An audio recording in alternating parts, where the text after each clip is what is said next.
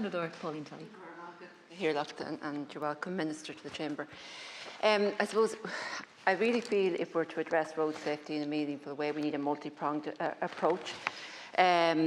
Because we might see that the number of road deaths are well reduced from 20 years ago when it hit a high of, I think it was 458 at the time, but they're still far too high. And enforcement is key because people will continue to flout the rules if there isn't adequate enforcement of the rules. And it's concerning when the Garda Road Policing Unit, the numbers are very low. Like 15 years ago, there were 1,046 members of the Garda Road Policing Unit. Now there's only 620. That's a reduction of 41%. So that's something that needs to be addressed and addressed immediately if we're going to see any real change on our roads.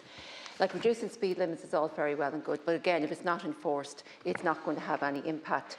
And it's also no good without education. So there needs to be much better education and awareness of the speed limit, but also around the use of mobile phones and the wearing of seatbelts as well as drink and drug driving. But just on the wearing of seatbelts, like it's concerning to see, like in the 2023 observational survey that was carried out, there was a decline in both drivers and passengers wearing seatbelts.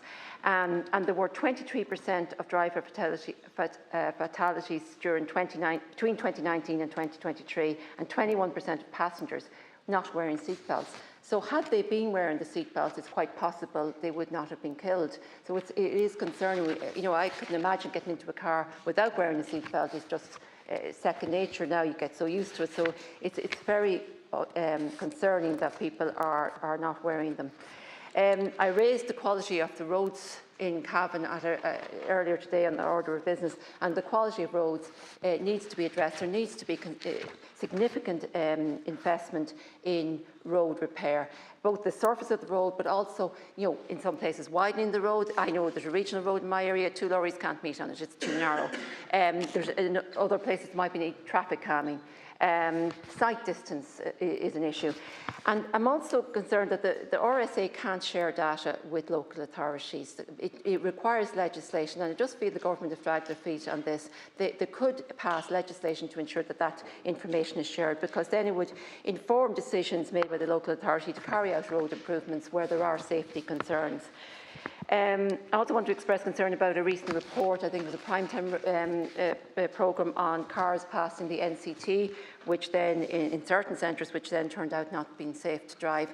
I mean, I hope this is something that is being addressed. I know in that particular case it probably will be, but overall to ensure that the NCT centres are carrying out proper testing to ensure that all cars are safe to drive on our roads. Waiting test times, again, are an issue of concern. In Cavan, I think it's something like 18 weeks. I know it's much worse in other areas. I think my neighbouring county of Meath, something like 33 weeks. And Jack Chambers, when he was Minister with Responsibility for Road Safety, told us that it would be reduced to a 10-week waiting time, but that hasn't happened. Now, I know they tried to recruit additional testers. There were contracts issues, but they weren't permanent contracts.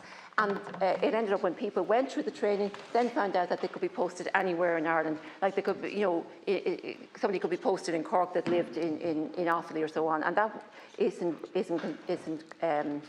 appropriate. I think now there are better contracts coming on which are permanent and which could give people a choice of 2 places, and that's to be welcome. So I hope that extra testers can be trained as quickly as possible, because I'm also conscious that a tester has to be removed from doing driving testing, for learner drivers to actually train up the additional testers. So that actually causes a backlog in the meantime, which I know it should be addressed down the line if we can recruit the extra testers.